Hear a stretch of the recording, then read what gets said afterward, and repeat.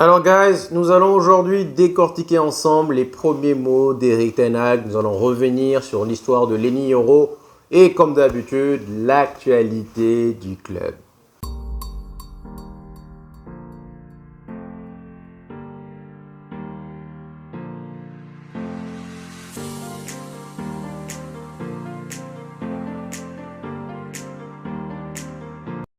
Alors guys, Ten Hag a eu sa première interview, c'était à Carrington avec un journaliste, donc rien d'officiel, mais il est revenu sur plusieurs points, notamment sur la victoire en FA Cup contre Manchester City, où il nous explique que clairement ce jour-là, ils savent qu'ils ont transmis énormément de positivité et de contentement aux fans, c'est quelque chose qu'ils ont apprécié et c'est quelque chose qu'ils aimeraient renouveler à l'avenir. De nature, c'est quelqu'un de très ambitieux. Et donc, certes, il a gagné 2 trophées, la Carabao Cup et la FA Cup, mais il ne veut surtout pas s'arrêter là. Ça, c'est bon à entendre. Donc aujourd'hui, il est très ambitieux. Il voudrait ramener la Première Ligue, ramener la Ligue des Champions. Et honnêtement, la sensation qu'ils ont transmise aux fans ce jour-là, il aimerait renouveler cela encore et encore. Mais en plus de cela, cela a permis aux joueurs de comprendre que c'est possible.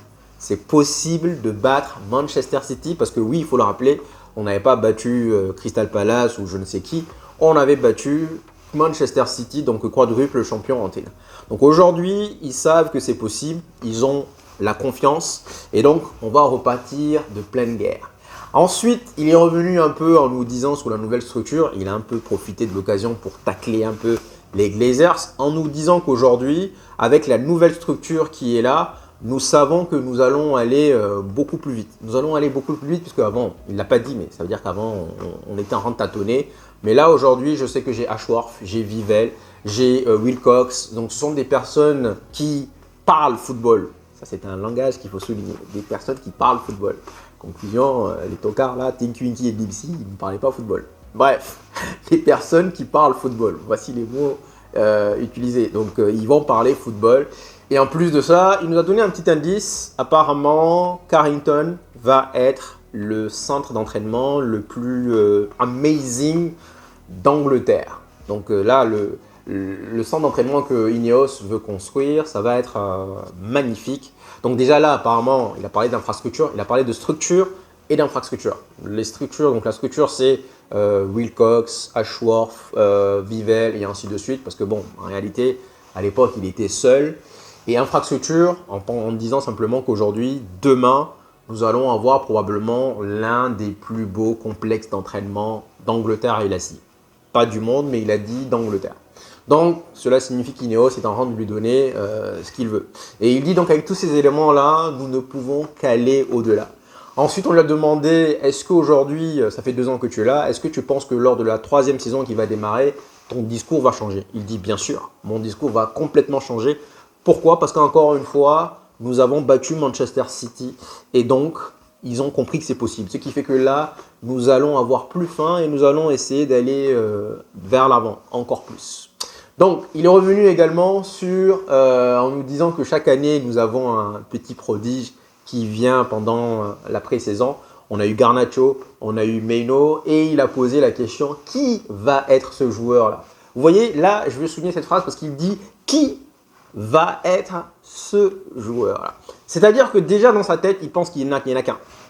Pas 2, pas 3, pas 4, pas 5. Il pense qu'il n'y en a qu'un. Qui va être ce joueur? Il n'a pas dit those players, il a dit these players. Qui va être ce joueur?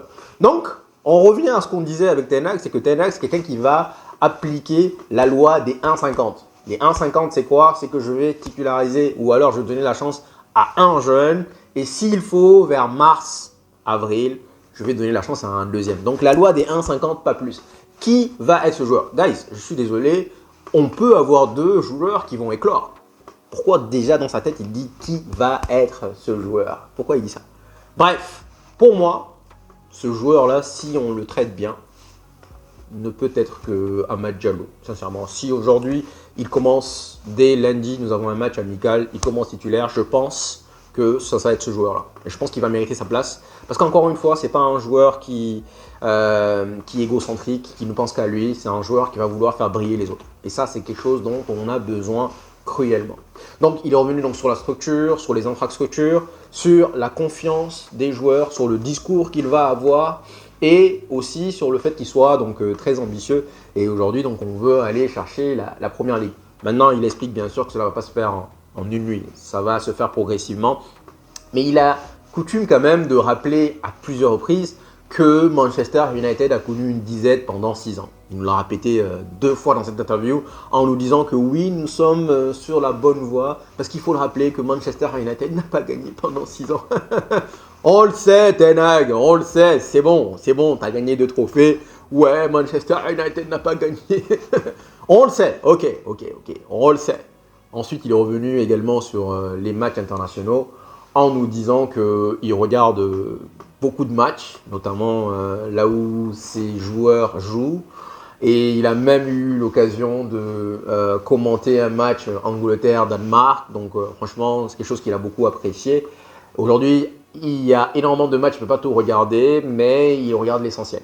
Il regarde l'essentiel et surtout donc, là où il y a. Et on lui a posé la question entre l'Angleterre et les Pays-Bas. Il dit bon, j'espère que le meilleur va gagner. Mais en tout cas, je suis content pour Kobbie Mainoo, pour Luke Shaw, et que j'espère qu'ils vont aller le plus loin possible. Maintenant, on attend. Normalement, vous, quand vous allez voir cette vidéo, le résultat est déjà annoncé. Mais en tout cas, donc voilà, guys, nous allons avec une nouvelle structure, une nouvelle équipe. Van der Gaag est parti.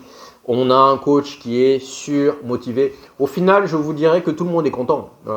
Les fans, je veux dire. Parce que moi et les autres ont réclamé du changement. Donc on voulait, voilà, on disait Ten Hag out par rapport à, voilà, le fait qu'il soit borné, favoritisme et autres. Le fait qu'on nous donne aujourd'hui Van Nistelrooy et René Ake, c'est pas comme si on le remplaçait, mais pour moi, on change une vision. On nous donne donc un nouvel élan. Donc, et ceux qui voulaient garder Ten Hag, il reste. Donc derrière, voilà, je dirais qu'au final, tout le monde est content. Bon, donc c'est une interview que je qualifierais de basics, mais en tout cas, il insiste sur la confiance. La confiance, la confiance. Et à partir du moment où tu as la confiance, tu peux te dire que tout est possible. Je vais prendre l'exemple rapidement de moi avec ma corrélation avec le handball. Quand on jouait au handball à l'époque, j'aimais pas. C'est pas que j'aimais pas, mais en réalité, c'est juste que je me disais que j'étais pas bon. Donc du coup, chaque fois qu'on jouait au hand, j'allais dans les cages. Je détestais ça. Et un jour, j'ai pris un but. Le mec, il a sauté en l'air, il a fait un tour et il m'a collé un but. Et il a fait wow, ça m'a fait mal. Franchement, ça m'avait fait mal. Sur le coup, je suis sorti des cages, j'ai pris la balle moi aussi, j'ai fait pop, j'ai marqué. Et là, j'ai réalisé que c'était possible. J'ai réalisé que je pouvais marquer. Et depuis ce jour-là, je ne suis plus retourné dans les cages et je suis devenu, bref. C'est pour la petite anecdote. À l'époque, on m'appelait Soul Calibur, l'homme tranchant. Bref, on referme la parenthèse. Donc, guys, confiance, confiance, confiance. Et on va donc sur de nouvelles bases. On espère que cela va bien se passer. Alors, guys, que se passe-t-il avec le cas Lenny Yoro? Viendra-t-il pas? Ça, c'est une longue histoire. Mais en tout cas, sur Twitter, quelqu'un a eu l'audace de se faire passer pour le joueur et a tweeté, je cite, « Manchester United, je ne veux pas vous rejoindre, laissez-moi tranquille. Leave me alone ». 1 heure après, le joueur lui-même a retweeté en disant que ça, c'était un faux compte et qu'on devait signaler ce compte. Même si c'était vrai, guys, est-ce que vous voyez vraiment un joueur venir se faire passer pour un joueur princesse, genre je suis une star, laissez-moi tranquille, je ne vous veux pas. Même si c'était vrai, jamais on tweet ce genre de choses. Donc le joueur lui-même a démenti les propos. Le Real ne va pas surenchérir, il reste ferme, affirmatif sur leurs 24 millions. Le Real, guys, il dégage une certaine arrogance quand même. En gros, qu'est-ce qu'ils disent? C'est nous allons attendre sagement jusqu'à fin août. Ou en fin août, Lille sera quasiment obligé de le vendre. Nous allons attendre soigneusement et sinon, nous allons le récupérer tranquillement l'année prochaine gratuitement. Un peu comme ils l'ont fait avec Mbappé, un peu comme ils l'ont fait avec Kamavinga.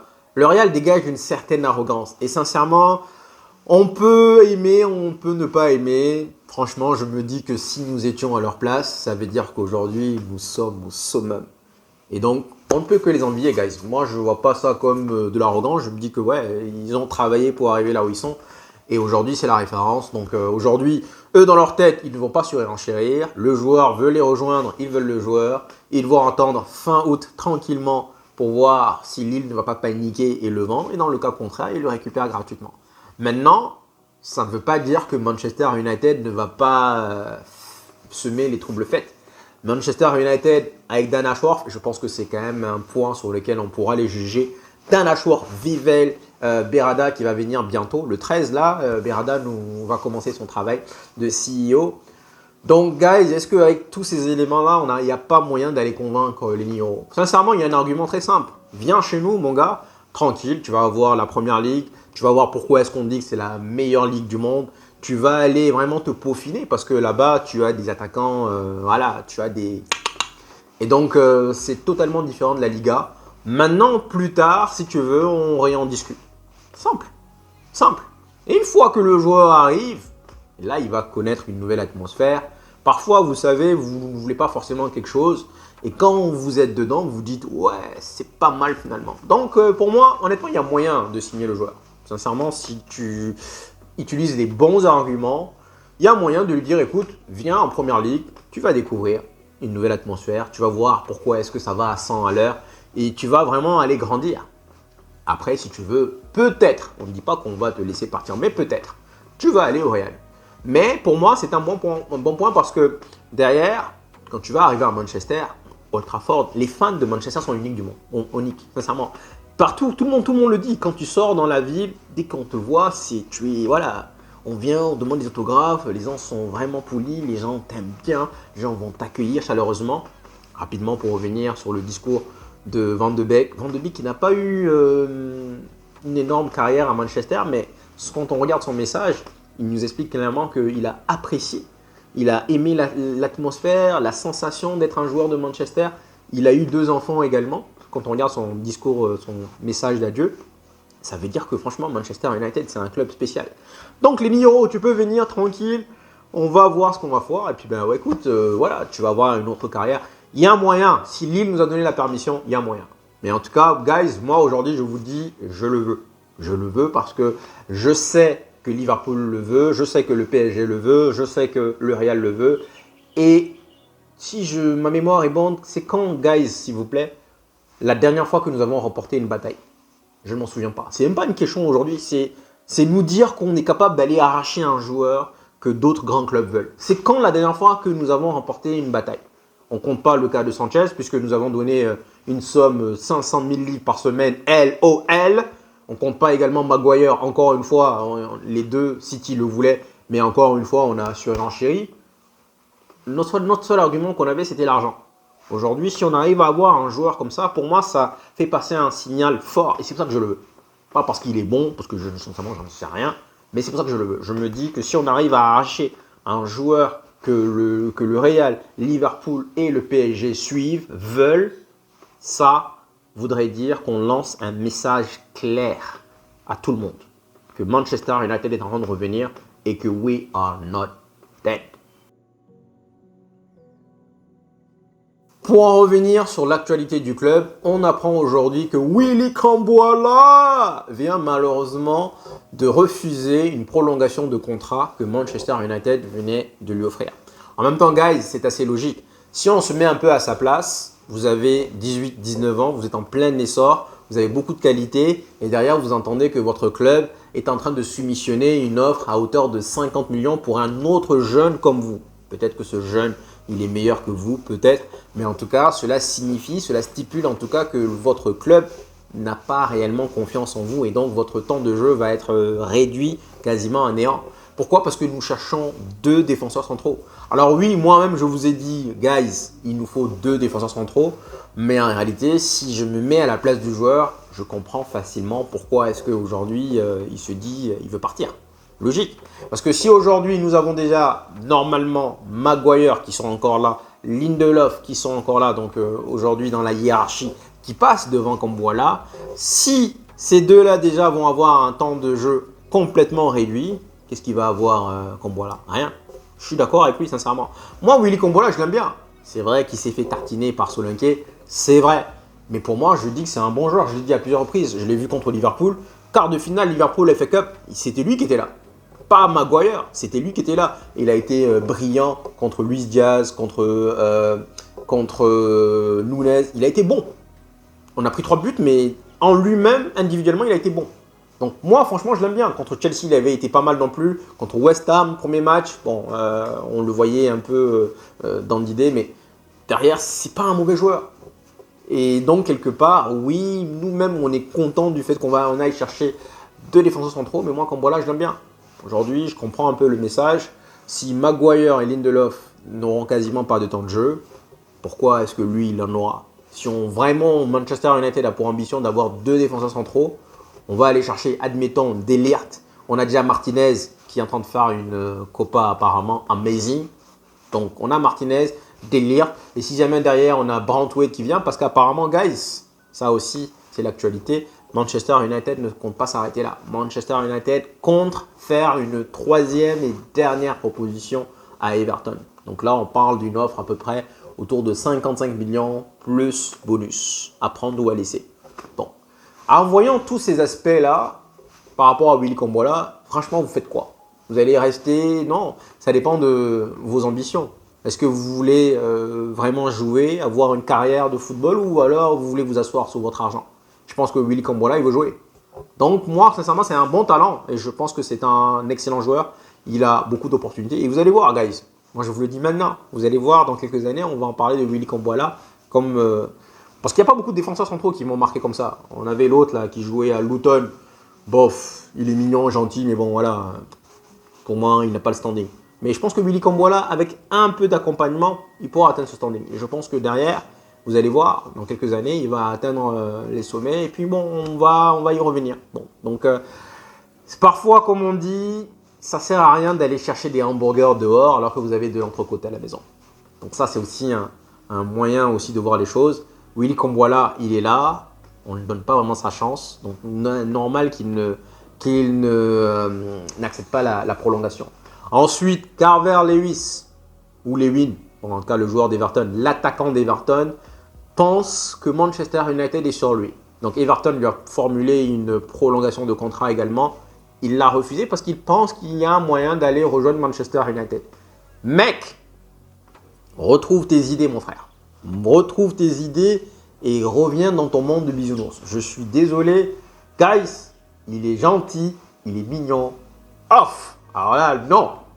Je pense que déjà, c'est un joueur qui se blesse énormément. Mais en plus de cela, l'année dernière, par exemple, j'ai vu quelques minutes du match Everton-City où à la mi-temps, il y avait 0-0, mais Lewis, il a raté je ne sais pas combien. C'est pas un attaquant. Franchement, il y a 2 ans, 3 ans, je vous dirais oui. Il y a 2 ans, 3 ans, je vous dirais que c'était un bon joueur. Honnêtement, pourquoi pas. Mais aujourd'hui, c'est quelqu'un qui se blesse beaucoup. Je pense que c'est également quelqu'un qui a vraiment perdu confiance en lui. Confiance. Donc aujourd'hui, sincèrement, off. Honnêtement, non. Carver Lewis, là, non. Regarde tes clics et tes claques là-bas, merci. Non. Il ne vient pas nous polluer. Non, désolé, non. Ensuite, je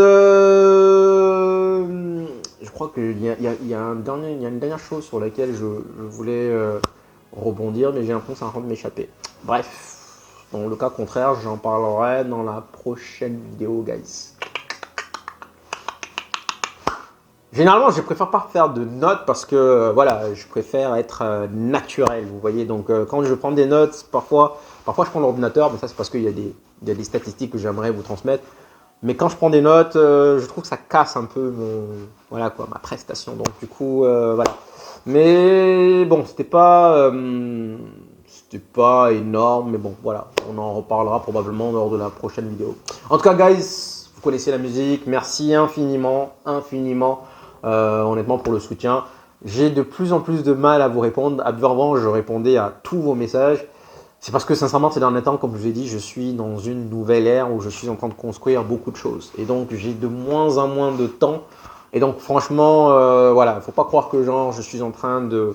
non, c'est juste que j'ai de moins en moins de temps. Quand j'ai le temps, je lis tous les commentaires et je réponds à tout le monde. Mais quand j'ai pas le temps, honnêtement, j'ai même du mal à aller sur la page, sur les commentaires. Donc guys, merci en tout cas d'être venu jusqu'ici, merci beaucoup et donc prenez soin de vous et je vous dis à la prochaine, ciao.